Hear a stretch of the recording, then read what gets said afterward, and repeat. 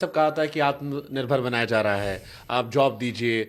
मैं ज़्यादातर जितने कई सारे मुख्यमंत्रियों का मैंने पॉडकास्ट किया और मैं बार बार पूछता था सरकारी नौकरी को लेकर, तो उन्होंने कहा देखो सरकारी नौकरी पॉसिबल नहीं है आबादी के हिसाब से। हम चाहते हैं जिसका जो टैलेंट है उधर अपना एक्सपेरिमेंट करो और उधर नौकरी देना शुरू करो। इंडिपेंडेंट स्वरोजगार जिसको हम कहते हैं, एंटरप्रेन्योरशिप। ये सब भाषण देता है सभी सब, ये सब एक समय के भाषण देना चालू करता है। सब कोई ये सब चीज़ों की ज़रूरत नहीं पड़ती, पूंजी चाहिए। गांव का आदमी 2 भैंस रखा है, बेचारा 2 भैंस में परेशान है। एगो भैंस दूध दे रही है, एगो बिसुक गई है, एगो बीमार पड़ गई है, एगो ही पड़ल है, परेशान है। अगर आप उसको पूंजी दे दीजिए बैंक से, अगर बैंक उसे फाइनेंस कर दे, 10 लाख रुपए दे दे, 2 के जगह 20 भैंस लाएगा।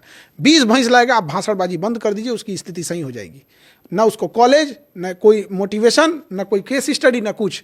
2 से 20 भैंस आने के बाद वो सही हो जाएगा। अगले साल 2 साल 3 साल के बाद 20 भैंस से 50 भैंस पे चल जाएगा, फिर आप पकड़ नहीं पाइएगा उसको। निकल दिया वो, निकल दिया। जो यूं खेल होता है, भाषण सिखाते हैं यहाँ पे। किसी को बेवकूफ बनाना है ना, तो उसे कहिए कि शिक्षा बहुत जरूरी, ये वो जरूरी, भाषणबाजी मत करो। कोई होटल में काम कर रहा है ना, प्लेट उठा रहा है यहाँ पे, जो खाना बना रहा है वो जिंदगी भर खाने बनाते रह जाएगा।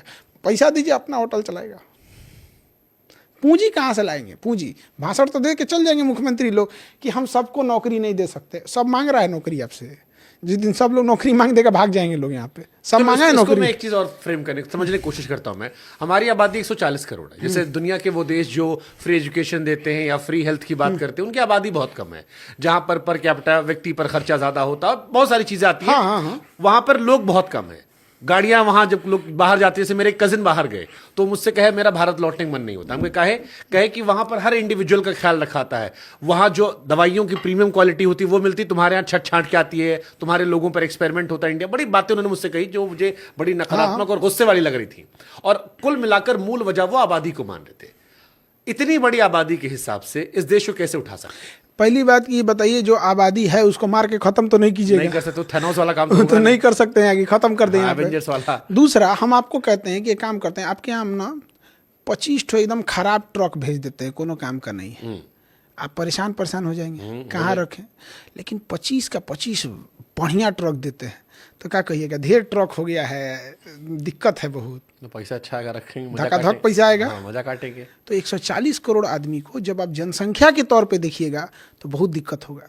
जिस दिन वो आपको वर्क फोर्स दिखने लगेगा, जिस दिन आपको वो दिखने लगेगा कि स्किल्ड है, वो दिखने, तब बोझ नहीं बनेगा वो। आपने उसको सिखाया क्या? आपको पता है कि आपका एजुकेशन सिस्टम किसी काम का नहीं। ग्रेजुएशन करके 50,000 का नौकरी ना कमा पाएगा, इसलिए आपको जनसंख्या बोझ लगती है। अस्पताल मतलब अस्पताल में पीएमसीएच कहाँ बड़ा, रोज हर दिन तो हर चौथे दिन खबर पढ़ते रहते हैं हम। अच्छा, पीएम से पाप है उसमें, आप एक बार इलाज कराने चले जाइएगा ना, तो आपका हिम्मत कांप जाएगा। हम जमीन पे लेटे हुए आदमी को देखे हैं और उस पे उसका अटेंडेंट ऐसे पानी लेके चढ़ा था, उसको पानी चढ़ रहा। अरे हम खबर पड़े चूहा नाखून खा गया भाई, हमारा दिमाग खुद खराब हुआ हम कैसा। अच्छा, चूहा नाखून का खा गया ना, तो एक बार हमको ये भी नहीं समझ में आता, जिसका मरीज था उसका अटेंडेंट वह कहाँ गया था? ये भी तो देखिए।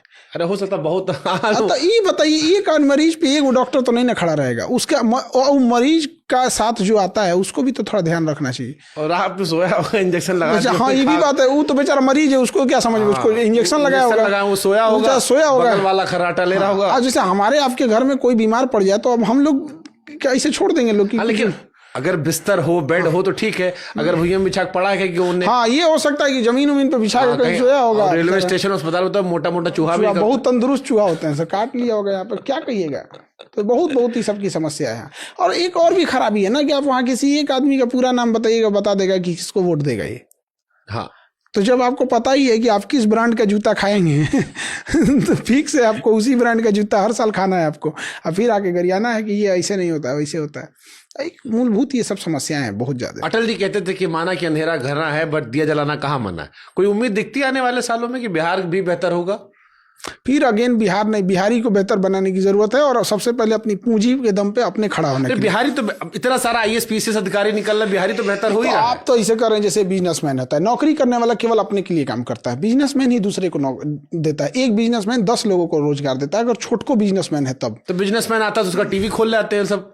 तो ये तो लॉ एंड ऑर्डर की जरूरत है वहाँ पे। कोई जैसे अभी हम आपको बताते हैं, अगर हमको किसी को नोएडा में यूनिवर्सिटी खोलनी है, तो नोएडा यूनिवर्सिटी अगर खोलना है ना, 1 महीने के अंदर गवर्नमेंट आपको जमीन उमीन अलॉट करके दे देगी, आराम से मिल जाएगा आपको, कोई झमेला नहीं। उस पर भी आपको लीज दे देगी कि जो बचा हुआ पूंजी आप यूनिवर्सिटीज के डेवलपमेंट में लगाइए। हम आपको कहते हैं 5 साल तक पैर घिस कर रगड़ दीजिए, वहां नहीं मिलने वाला है बिहार में। नहीं देगा कोई।